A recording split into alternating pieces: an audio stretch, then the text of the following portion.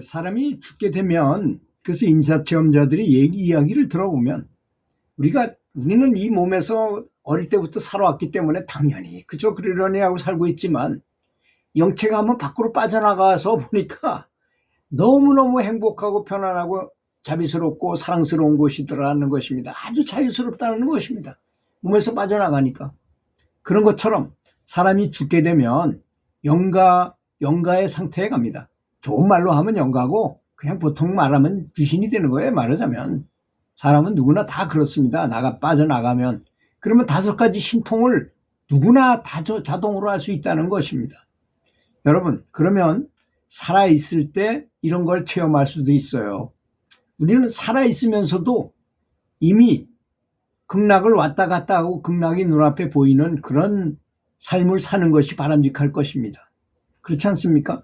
반드시 저렇게 죽어야만 저런 신통을 해봐야 무슨 소용이 있겠습니까? 몸이 없으면 수행을 할 수 없다. 이 사실을 명확하게 아셔야 됩니다. 근데 우리 몸은 별거 아닌 것처럼 몸을 막 굴리는 사람도 있고 그런데 그래서는 절대로 안 됩니다. 몸을 잘 관리해가지고 요가를 한다거나 스트레칭을 한다거나 가벼운 운동을 한다거나 여러 가지 등산이나 맨발 걷기나 이런 걸 해가지고 몸을 건강하게 유지하면서 열심히 연분해가지고 이런 죽은 다음에 일어나는 이런 신통을 할 것이 아니라 살아서도 이런 걸 마음대로 조절할 수 있는 사람이 됐으면 좋겠습니다. 자, 왜 그러면 이것이 중요할까요? 죽은 다음에 보니까 이렇게 머리가 좋아지고 이렇게 할 수 있다고 하는데 이걸 살아서도 할 수 있기 때문인 것입니다. 그래서 깨달은 분들의 말씀을 들어보면 지금 제가 말하는 영가 오신통에 비해서 훨씬 더 높은 경지를 얻게 돼요. 이것도 대단한 것처럼 느껴지는데 그렇지 않습니까?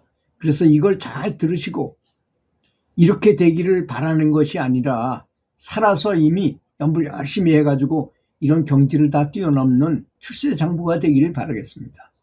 첫 번째, 죽으면 누구나 영체의 몸에서 빠져나오게 되면 누구나 할 수 있는 신통, 5가지 신통에 대해서 말씀드리겠습니다. 첫 번째는 호명즉지입니다. 이름을 부르면 즉시 나타나요. 법천하면 그냥 바로 거기 탁 나타나요. 저 지구 반대편에 아르헨티나거든요. 아르헨티나에서 법천 딱 그러면 그것도 탁 나타난다는 것입니다. 그걸 호명즉지라고 말해요. 근데 호명즉지는 왜 중요합니까? 우리 연불자들에게는 부처님을 불러도 부처님이 즉시 눈앞에 나타난다는 것입니다. 나타났는데도 몰라. 이게 제3의 눈이 열리지 않았으니까 모를 뿐입니다. 진짜 나타나는 걸 믿고 진짜 나타나는 걸 본다면 여러분 만약에 보이지 않는다 하더라도 보이는 것처럼 상상하세요. 내가 나미아불타불을 부르면 아미타불은 대통령 같은 분이라서 혼자 나타나지 않으신다. 좌우에 대세지보살과 관세음보살을 대동하고 뒤에 극락 성중들을 많이 스님들, 비구니 이런 우바세 이런 사람들을 잔뜩 극락 성중들을 많이 데리고 짠 하고 나타나십니다. 나타나셔가지고 뭘 하시느냐? 우리 이 해안으로 큰 빛을 비춰주셔가지고 우리도 비슷하게 만들어주신다 이런 얘기입니다. 야, 놀랍죠? 관세음보살을 불러도 마찬가지로 관세음보살님이 나타나서 그렇게 해주십니다. 호명즉지라는 말이 바로 그런 뜻입니다. 근데 사람이 죽어서도 마찬가지예요. 바로 나도 그렇게 나타날 수 있다는 것입니다. 두 번째는 해안천리라는 신통을 하게 되는데 영혼은 거리를 불문하고 보고 싶은 것은 즉시 모두 다 볼 수 있는 능력을 가지고 있습니다. 그러니까 귀신같이 안다 이런 말을 쓰잖아요. 우리는 정말 귀신은 그 정도로 뭐든지 다 알 수 있는 능력이 있습니다. 그래서 누가 나를 죽였는지 죽을 때는 모르잖아요. 사실 짐승인 상태에서 갑자기 죽여버리면 모르잖아요. 그렇지만 어떻게 해서 내가 죽게 됐고 누구 때문에 죽었는지 정확하게 알고 원수 갚으려고 그런다는 것입니다. 여러분, 세상에서 제일 큰 원수가 누굴까요? 나를 죽인 거 아니겠습니까? 내 재산을 다 뺏은 거, 나를 어떻게 괴롭힌 거 쳐놓고는 나를 죽인 것보다 더 큰 죄는 없는 것입니다. 그래서 채식을 하라고 하는 것입니다. 세 번째, 장병무예라는 신통을 하게 됩니다. 장병무예는 뭡니까? 뭐 돌로 돼 있던 산이든 지구 반대편이든 어디든지 간에 뭐 귀신의 입장인데 그걸 못 가겠습니까? 뭐든지 다 통과해 간다는 것입니다. 영혼은 비물적인 존재라서 서서 지구 반대편이라도 뚫고 들어갈 수 있는 능력, 아무리 큰 철문을 닫았다 해도 금방 뚫고 쑥쑥 지나다닌다 이런 얘기입니다. 그런 능력을 가졌다는 것입니다. 그 다음에 네 번째는 지인신명이라는 신통을 할 수 있습니다.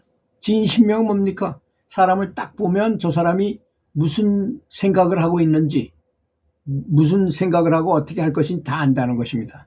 척 보면 안다는 것입니다. 왜냐? 사념체를 볼 수 있기 때문에. 우리는 왜 이런 말을 많이 쓰잖아요. 염치 없는 놈 이런 말을 쓰죠. 그게 사념체의 준말이에요. 그래서 염치 없는 놈 하면 아무 생각 없는 사람이다 이거죠. 생각 없이 뭔가를 하고 막 하는 사람을 말하는 것이잖아요.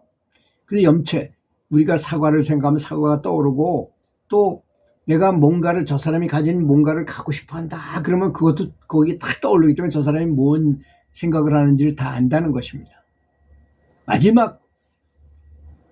마지막 신통이 이게 가장 골치 아픈 얘기입니다. 이것 때문에 우리는 선하게 살아야 돼요. 족불이지라는 것입니다. 족불, 다리 족자에 안 입을 자에 떨어질 이자에 땅 지자입니다. 땅에 다리가 붙어있을 때 하던 습관을 그대로 한다는 것입니다. 죽음 다음에도 귀신이 돼가지고 계속 똑같이 생각한다는 것입니다. 자, 그래 놀라운 일 아니겠습니까? 그래서 각종 종교 지도자들, 여지껏 있었던 모든 성인들은 다 같이 선하게 살아야 된다고 하는 말씀하시는 게 바로 이 내용인 것입니다. 사람들은 흔히 이렇게 해요. 다른 사람이 못 봤으니까 내가 죄를 져가지고 돈을 많이 먹고 있으면 나만 좋으면 된다 이렇게 생각을 해요. 또 내가 뭐 잘못했다 하더라도 뭐 잘 지나고 나면 법에 안 걸리면 그만이고 뭐 이렇게 생각하지만 이 우주에 있는 이 원리는요 절대 그게 있을 수 없습니다. 손톱끝만 한 것도 하나도 빠짐없이 다 처벌받을 건 처벌받게 돼 있어요.